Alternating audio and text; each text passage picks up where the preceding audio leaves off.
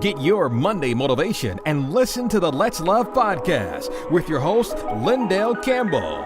Co-host Jess and friends every Monday at 8 p.m. Eastern Standard Time, where it's all about love, promoting healing and self-love. Hello, hello, hello. Welcome to another episode of Let's Love podcast. I'm your host, Lyndell, and I am with my lovely chocolatey co-host Jess. Hey, yes, all the chocolateness going on today, brother. We are definitely the chocolate twins because you have been outside running and working out, and you have definitely gotten a little more chocolatey. Trying to get my body on point. Trying to get it on point because. Yeah. When your grandmama talk about you, that's when you know you gotta make some changes. Because this quarantine life, man, it's like, food starts calling you in a way that you don't expect. And I would prefer things to be a little different. You know what I'm saying? Like, it's okay. It's all right. But maybe I need to start, joining you. I will let you know now. It will definitely be a slow walk. Maybe even a limp, not running. You got injured before we start? Well, yes, I'm injured before we start because I'm letting you know the way that my legs are set up. It's not set up for the run. So just so you know. So there's no. Take the time. Yes, all the time. But I am so excited for today's show. But first, we have to tell you, welcome everybody to Let's Love Podcast. We are about all things love. We are about promoting healing of oneself so you can find your true, ultimate love later on once you are completely healed and feeling amazing and wonderful and loving yourself and loving your God and loving all things. Yes. And I am excited about today's show. Listen, he's just doing the most. Is that how it goes? Yes, but I'm excited about today's show. I don't know about you, brother, but For sure. Because today's show is when love calls your name. What you gonna do when they call you? That's who sang something like that? Well, that real smooth dude. Love call. That's Kim. That's Kim, one of my favorite artists. Yes.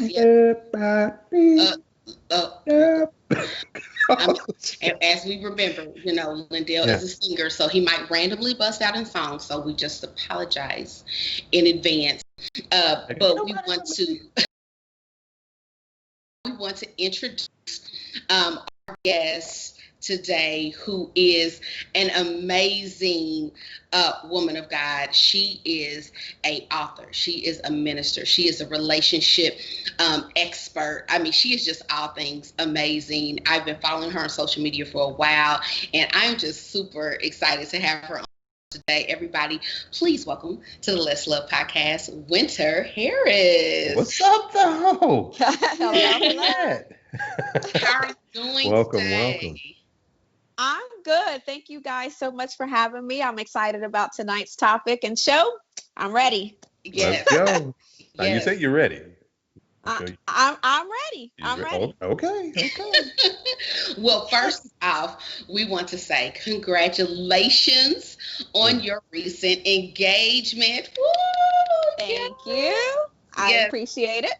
Yes, I love all things love. So I had to, just kind of steal your engagement video just a little bit because I wanted everybody to see it because I thought it was so wonderful. So I would like some thievery. Miss Winter's engagement video right now. So you let's can see that. Blushing like me. Let's Walk back with y'all. We legit look like fives. It's hilarious. Hey, we're here. This is so fun. Go ahead. Hide behind us. This is so funny. They're holding, they're hugging. Uh-oh, he's going in the pocket. He's going in the pocket. Oh! Hey! Hey!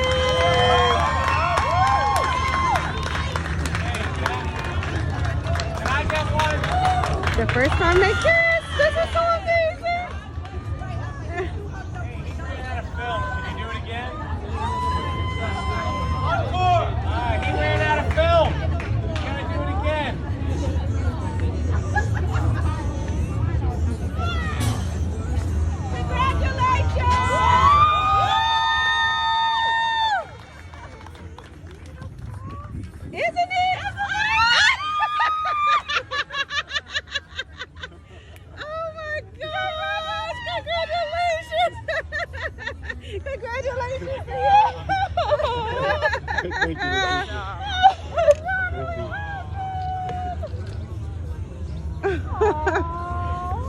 Oh my God. Congratulations. Unofficially, but officially to me, Mr. and Mrs. Williams. So good. So welcome.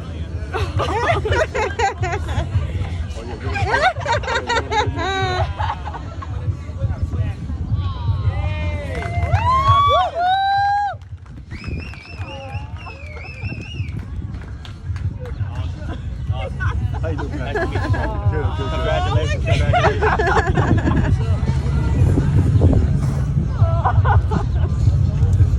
This came in today, by the way. This came in today. That's hilarious. So hold it. All right, bro. Y'all be safe, man. You look cute, friend. That ring is glistening, sugar. So, wow. So That we, never we gets got old. some real tears. We had real tears, man. Yes. That was something that really, like men cry, obviously. Yes. Thugs cry. People do watch. People watch, these weddings and the engagements and all of that. Yes. They really do, So congrats on that. Thank I you. think that's a beautiful thing. I really hope that inspires a lot of men. And I want to tell our audience, again, just welcome, to the Let's Love podcast. If you're tuning in, we have Miss Winter Harris. We just played her video as far as her engagement, newly engaged. So don't shoot your shots. Just don't do that. You know what I'm saying?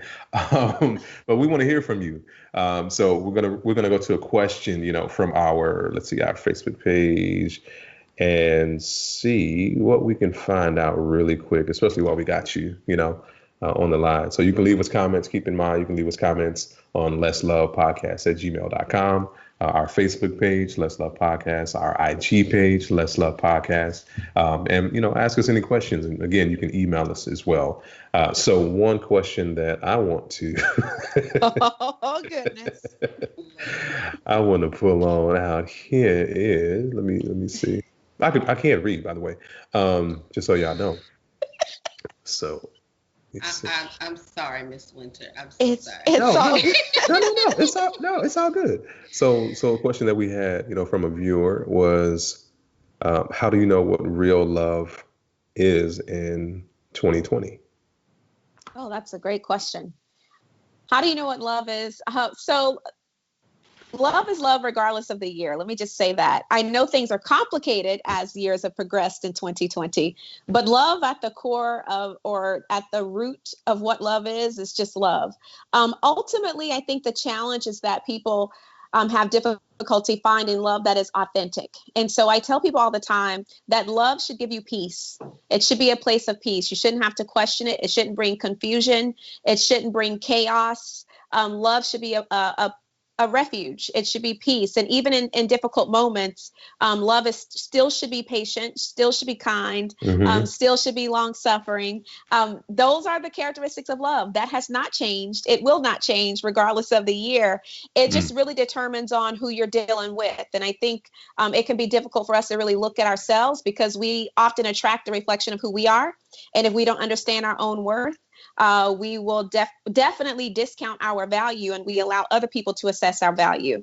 And people are always going to assess you sometimes, depending on how they view people, lower than what you're really worth. So you have to come in knowing your value. You don't go into a jewelry store and tell them how much a diamond is worth. That value is already assessed. At that point, the person decides whether they're going to pay what is assessed, or if they're going to try to negotiate, or they're going to walk away. And we have to be okay with standing our ground on our value. And if someone chooses to walk away because they're not willing to pay the full price, let them go. So love is still love. And I just think love is still love. No matter what the year is. No matter what. Wow. Hasn't changed. Wow. We've changed. Love has not. Wow. So then for here's something that I want to ask you then. So the question I have is Tell us about your journey, from being a single mom to being, engaged. Yes. So, I actually am divorced. And so I was married for 15 years. I got married at 19. And shortly thereafter, became a young mom, not just a wife, but I had my daughter shortly thereafter. Yeah. And so I'm a mom of 4. So I have 4 children. My oldest is 18. My youngest is 9. And so I spent a lot of my younger years being a wife. My ex-husband played in the NFL. And so we kind of transitioned into that, professional sports world. But as with some of the things that come along with that came the cheating and infidelity. So we subsequently divorced as a result of that. That said, I realized after getting married at 19, there's not too much you know about yourself. So my divorce was a rebirth of sorts and getting to know who I was. And so my journey has really been a journey of self-discovery, healing, reflection, and discovering my purpose and learning how to own that, embrace it, and walk in it. And so over the last year, quite frankly, I took a hiatus from dating prior to meeting my fiance. I hadn't dated anyone about 7 or 8 months. And I just really felt like it was my time to focus on me. And I was good with that. It was a great place for me and the Lord to have our time. I was gung-ho about purpose. I was turning men down left and right because at that point, when you're good and content, it's like they come out the woodworks. And I was like, nah, I'm good. I'm good, love. I'm good. I'm good, love. I'm good. So that's really been my journey. And I it's amazing when love calls your name because that really was my story. I walked into 2020 single. And so I had no intention of dating. I had no intention of marrying. I was like, ooh, 2020, y'all go get y'all's love. I'm going to cheer y'all on. But I'm good over here. Me and Jesus are good. Wow. And I was actually single. Officially single on Valentine's Day, and 3 days afterwards was really the birth of all that you all see now. And so we've had a real whirlwind. I don't even want to call it a romance because it's very kingdom at the core of who we are as a couple. We understand God has brought us together. So it's a very kingdom connection, but we are head over heels. 3 days after. 3 days after Valentine's Day. I actually posted on my Facebook page that I was I was good. Go ahead and let it out. Go ahead. Yes, I was good and content being single. And for the first time in years, I was at heavenly peace in these streets. And I was like, I ain't got no Valentine. I don't want no Valentine. And I'm good. 3 days later. And listen, he rose again on the third day. Wow. So, and so did my love life. So the rest is really history from that point forward. And that's really been my journey. But, when love calls your name, I think what I've learned is that sometimes we're not as ready as we think we are. And if he had approached me a year ago, I would not have been ready. Right. I realized that even within myself and being a relationship coach and expert, I coach people all the time. Like, I'm so ready for love, but a lot of us really are not, because love is a responsibility, and love is sacrificial. At the core of the definition of love is sacrificial. If you want to love someone properly, and most of us are not ready to sacrifice. So I'm grateful that love found me in this season because I was truly ready, even though it caught me by surprise. It caught you by surprise, but caught you on time. After that part, 3 days after. Probably one of the most distracting, romantical days of the year. Yes. And I was completely content being single. I cannot stress that enough. Like, I remember coming home, told my kids they can order whatever they wanted on DoorDash. I didn't care.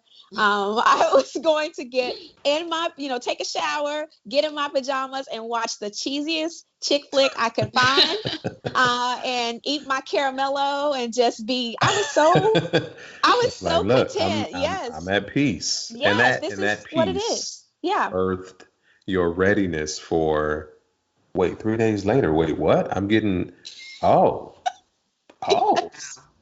is amazing. That is absolutely amazing. Like, and you said something that was so profound, that you would not have been ready before. No.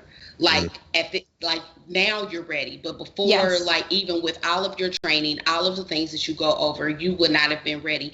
And so what was the hardest part about waiting and realizing that, hey, I'm not ready. I still have some things to tweak in order for me to get to that place of being ready for that love. That's Yes, that's a great question. And I will say one of the most glaring issues that I had was not owning who I was and really watering down my worth to accommodate other people's perception of who they thought I should be.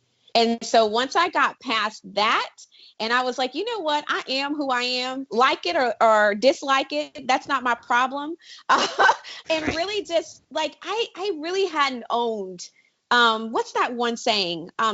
Sometimes it's not that we're afraid of failure. It really is that we can't achieve and succeed. Like we're powerful beyond measure. We don't want to accept our own greatness. Yeah. And so that was really me. I would kind of water down a lot of stuff. I didn't like for people to bring up the fact that I was married to an ex-NFL player. Some details I would kind of shy away from, or I didn't want to share, I'm getting my doctorate. I would kind of water that down because I didn't want men to think I was high maintenance, or because I was married to an NFL player that I was a gold digger. So I would leave those details out, not, really understanding that, what, Winter, that's a part of your story. And a person who loves you is not going to want you to, water that down to accommodate their ego. And so I threw all of that out of the window back in August of last year and really went on this journey of just embracing purpose, embracing winter, loving winter, understanding my worth and value first in Christ, and then just as a woman. And I was on fire. And you watch any of my videos, I was coming with straight heat during that time.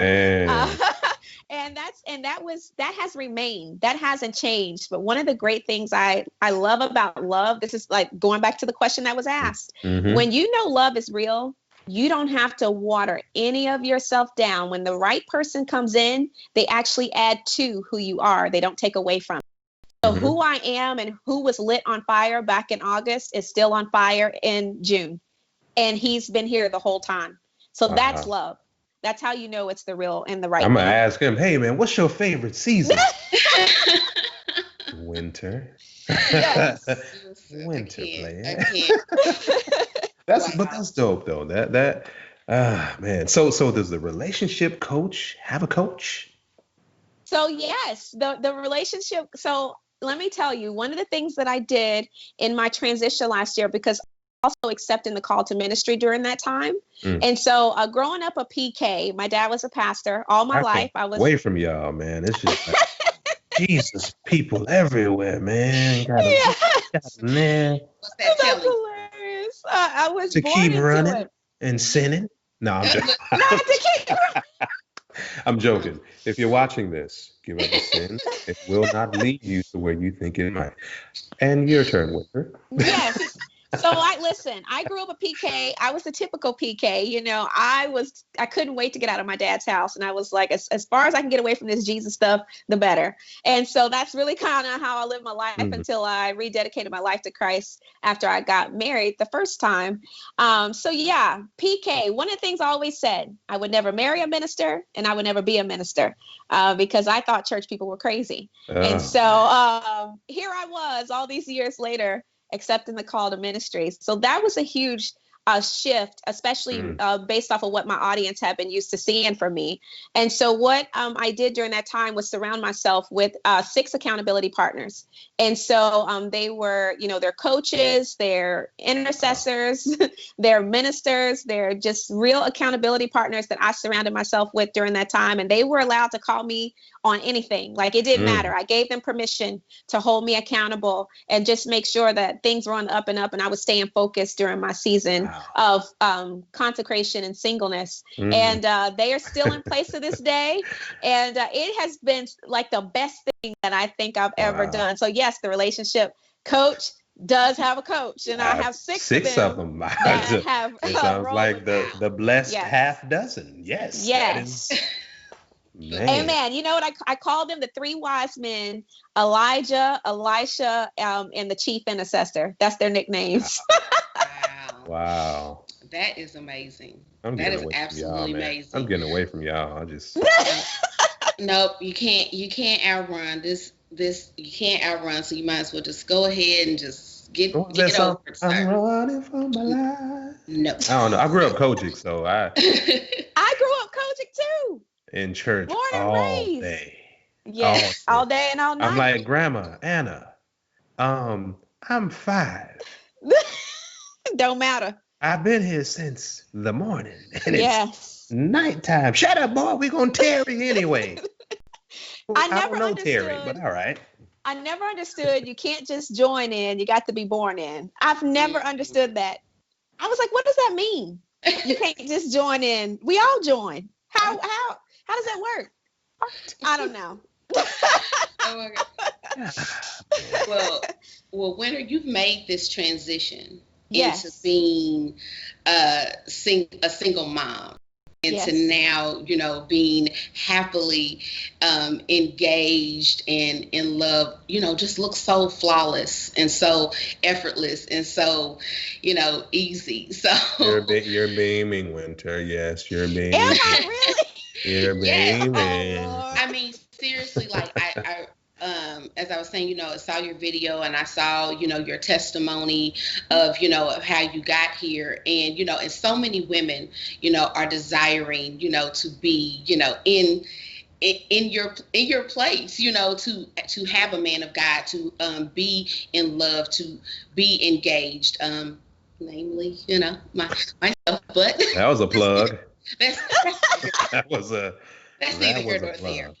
That's neither here nor there. But on our last week's show, we asked the guys, what are some things that, we need to look out for, when talking to a male. What are some red flags, some different things that we need to know so we're not running into more toxicity that will then delay our healing. So what are some things, from a woman's perspective that you would tell, us women who are, waiting patiently, calling on the Lord every day on speed dial. Hey, brother, where he at? Like, what are some things that you would tell us to do? Speed dial. To just kind of get us so we can be mindful of what to look for and not look for, for that person that God has for us. So you're literally getting into my new book I have coming out. But let me just start here first.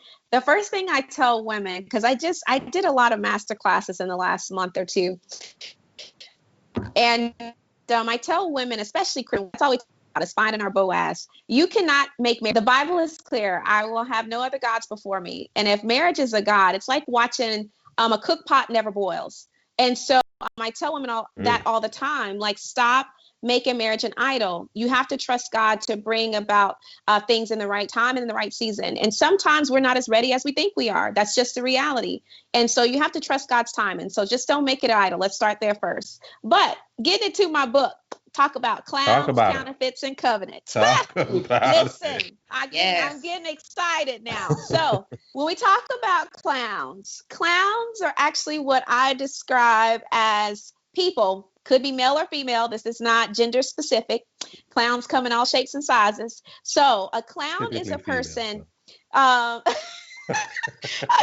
joking. I love y'all. Hey, listen, I'm not hating, but a clown is a person that really distracts us from walking out purpose and connecting to covenant.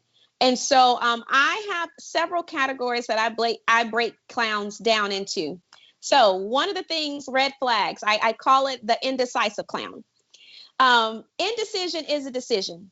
And a person who cannot adequately make a decision in a good amount of time. I'm not saying someone has to rush to put a ring on it. I don't advocate that at all. My situation is definitely unique. It's the exception, not the rule. In general, I would tell my clients, my mentees, give it 4 seasons, because that really helps you get to know a person and you get to see all aspects of who they are. That said, a lot of women waste a lot of time with men who are very indecisive. One day they want to be all in, next day they want to do what they want to do.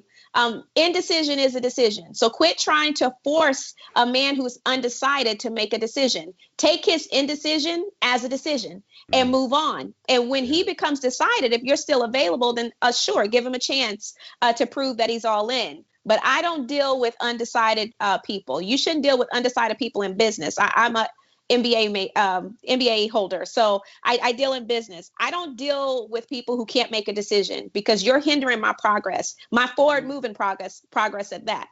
So indecisive. So that's a red flag. Opportunistic, meaning I can only deal with you when I can get something out of you. Otherwise, I don't want to have anything to do with you. Yeah. So be very mindful of people who are always out to get. At the core of opportunistic people is selfishness. And so if you're the only one giving, then I would take a real look at whether or not that is a person who understands that love should be sacrificial, mutually sacrificial, and you should both be giving, not just one person doing all the giving and the other person doing all the receiving. That's lopsided and it's backwards. And that creates a toxic cycle. Manipulation, red flag. If you will manipulate the small things, you will manipulate in the big things. And so we can't overlook those small, I call them little foxes. Little foxes become big foxes. And so pay attention. Don't make excuses for when you see manipulative behavior, because what we see now is a huge trend in narcissism.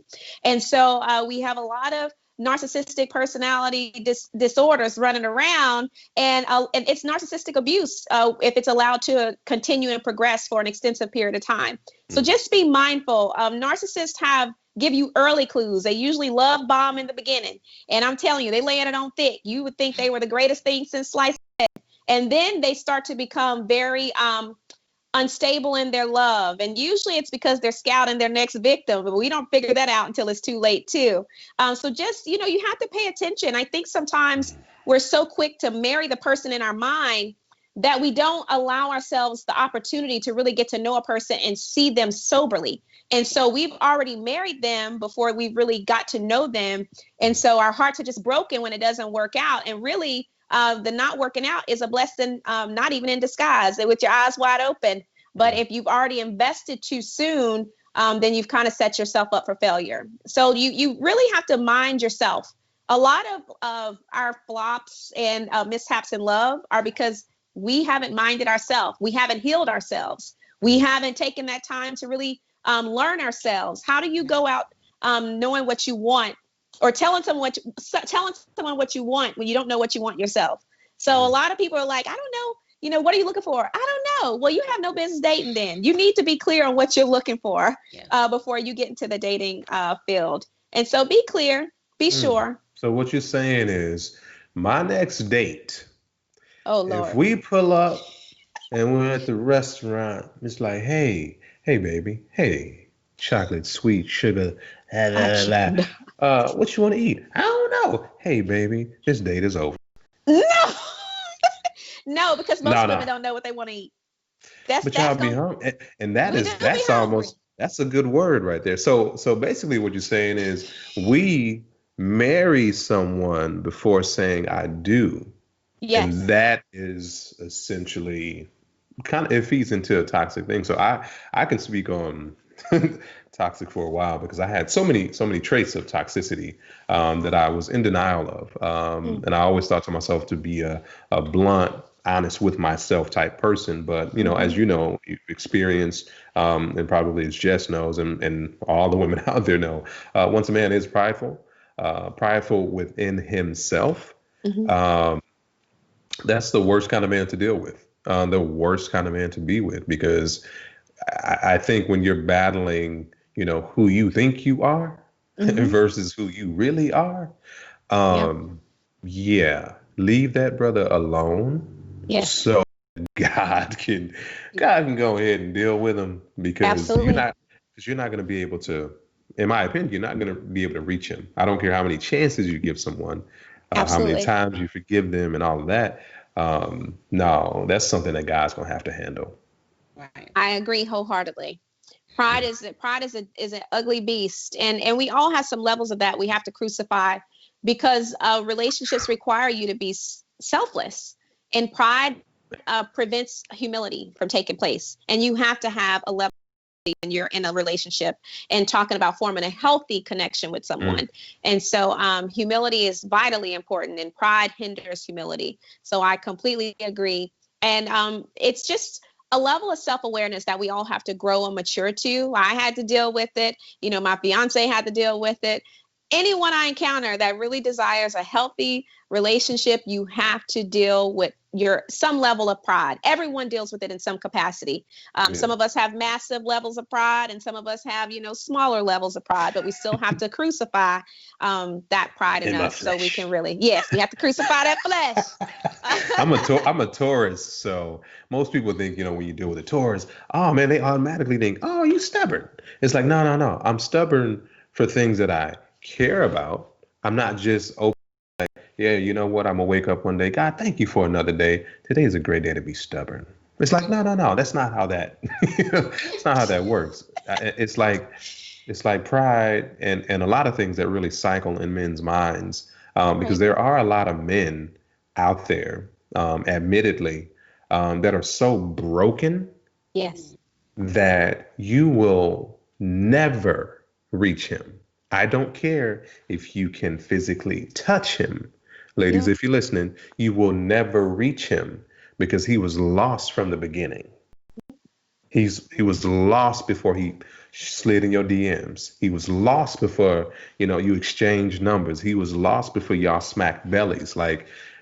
And I touched on this before, where it's just like, listen, if you're gonna have your ear open to love calling, then you have to be able to discern.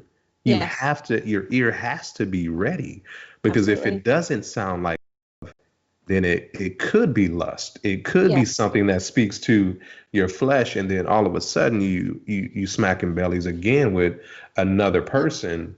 And even if they have a different name, a different profession, a different whatever, it's ultimately the same thing. So if you're gonna position yourself to, hear when love is really calling you, take that time. And I know for women, and let's keep it 100. Women in today's era, as far as dating, it is not easy. I ain't gonna lie to y'all.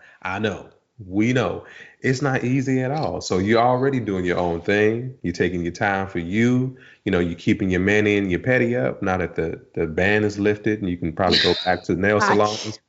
Paint them yourself. I don't care. Pay somebody to do them with their knuckles. But I'm just saying, it's one of those things where, like, if love is going to call, you know what I'm saying? Hopefully, and if I can get Winter to, back me on this, hopefully you've taken that time so that your ear can be ready. Because if your ear is ready, then hopefully your heart's ready. If your heart's ready, hopefully your spirit is ready. Because ultimately what it is you're inviting in what you feel that you're ready for.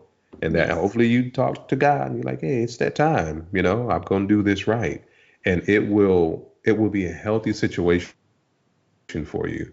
And that's one of the things here at Let's Love that we really want to go after. We want to go after the broken men, the broken people, so that we can remind them, number one, we know that y'all out there. Number two, we know, and you're not alone. Number three, don't give up on yourself. And four, don't give up on love, because it still exists, even though, again, the numbers are, crazy as far as the women to men ratio. You just don't have to smack bellies in order to find true love. You can take your time and don't steal that, Winter. But you can take your time. You can take your time. Take your time for yourself. And And so Winter, go ahead. Oh, I'm so sorry, Winter. Didn't mean to cut you off, but I just am super excited about this new book. Okay. It is, I know it's pre-order right now. So listen, we're trying to make this a New York Times bestseller, people. Need you to get out here and order this book. So please let us know where we can find this book at. We just need all the deets, because I know I'm super excited for it to come out, because I already, just like I said, listening to, your words and following you on IG, I'm just super excited, because I know that this message is going to be powerful, and it's seriously going to just save so many people just countless hours of heartache. So please give us the deets on the book? Hopefully this book, helps people bypass some of the trials and tribulations that I've already gone through. So I'm hoping to save some people some clock hours, and they can just jump into, the love that they want instead of going through all the clowns and counterfeits that I encountered. So yes, so you can go to my website. It's at thewinterharris.com /store. That's where all of my products are located, but you can pre-order. And the first shipment is slated to go out really in the next, we should be ready in the next 7 to 10 days. And so it is getting really close. I'm super excited about it. It's really my heart and my journey over the last, I would say about 5 years since I've been a single woman again, and just some lessons I've learned. I actually break down the difference because people always talk about counterfeits in church. Like every woman, like I was dealing with a counterfeit. What was really profound to me last year when I started to really dive into laying out the bones for this book is that a counterfeit is actually a compliment, because it's saying a lot for a person to be considered close to the real thing.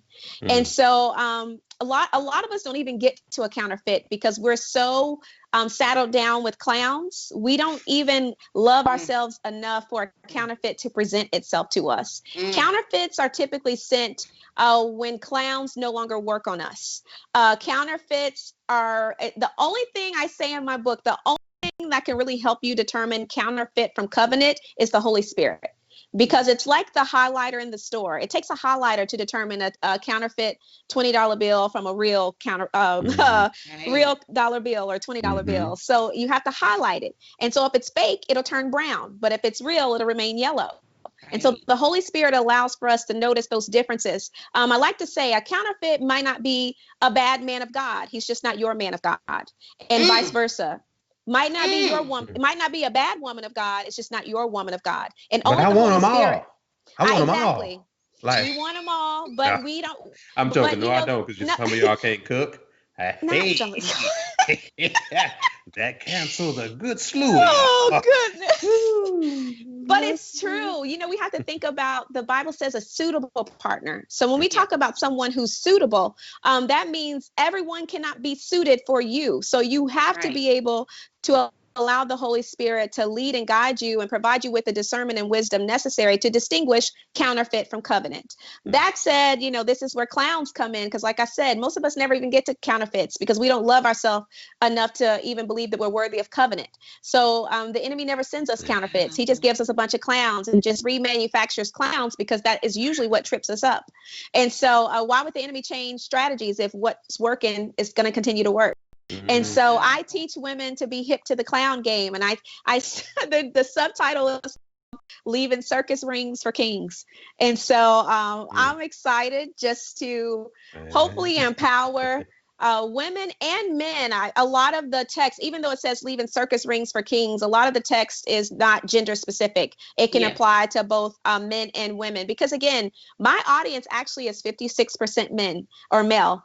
So I get a lot of men that message me for relationship advice. So you got all the fellas. I'm gonna be like, man, I need some fellas to chime in. Where y'all at, man? They over here in Winterland.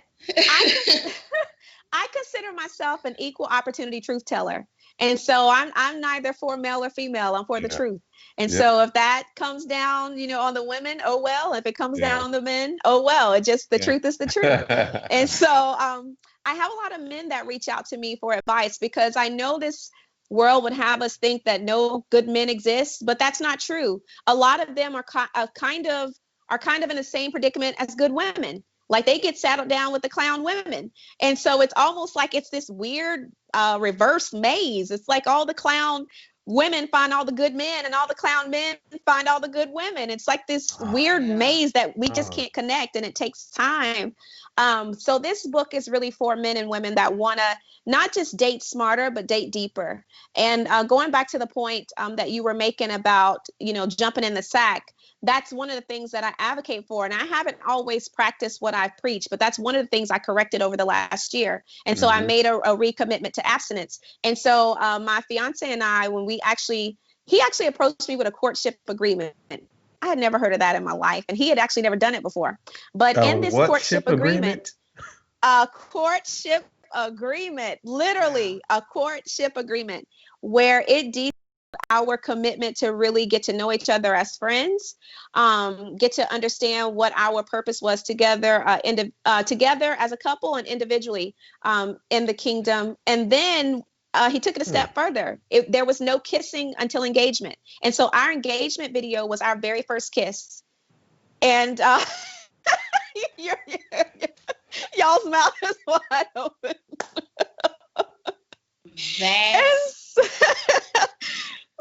Did he write up that courtship agreement? Or He something? did. He printed it offline. He sent me the part where he printed it. Is included because that is the first day and be like, hey man, you can't handle these soup coolers. Oh, this ain't gonna work. Like that is so amazing. No, that's dope. So yes, like that just shows his intention. Yes. He said he had never done it. The Lord just really dealt with him before pursuing me. And so he was like, I know this is going to sound strange, but this is what it's going to be. If you're, willing to jump on board, this is how we're going to move. So yes, no kissing until engagement. Our engagement proposal was the first kiss. And then of course, no sex until marriage. So that means a lot. We have to be mindful. Bringing the physical too soon jades our perception. And so if you want to date with soberness, you have to be careful about including physicality too soon. And so to each his own, but I personally believe the later you keep the physical, the later you involve it, the better off you'll be. Well, I tell you what, Winter, thank you so much. That was We're out of time, but yeah, I think you need to come on back because we need to, but somebody need to touch a kneecap, an ankle, or something. If you would love to come back, definitely you're invited. Again, thank you so much for joining us. Seriously, again, I'm your host for Let's Love podcast. Jess, my lovely co-host. Y'all messed me up tonight. So I just want to say that until next time, don't wait until tomorrow. You can let's love today, and wait to kiss or smack bellies. And we out. Yeah, we out. Bye, y'all. You've been tuned into the Let's Love podcast with your host, relationship coach Lyndell Campbell. Follow him on Instagram at Let's Love by Lyndell, and co-host producer Jess. Follow her on Instagram at Jessa the Truth. Follow the Let's Love podcast on Facebook and YouTube at Let's Love Podcast. The Let's Love podcast is brought to you by Miss Minnie Media, Media Concept Solutions, The Truth Lifestyle Management Group, Let's Love LLC, and Fly Heavy Media LLC.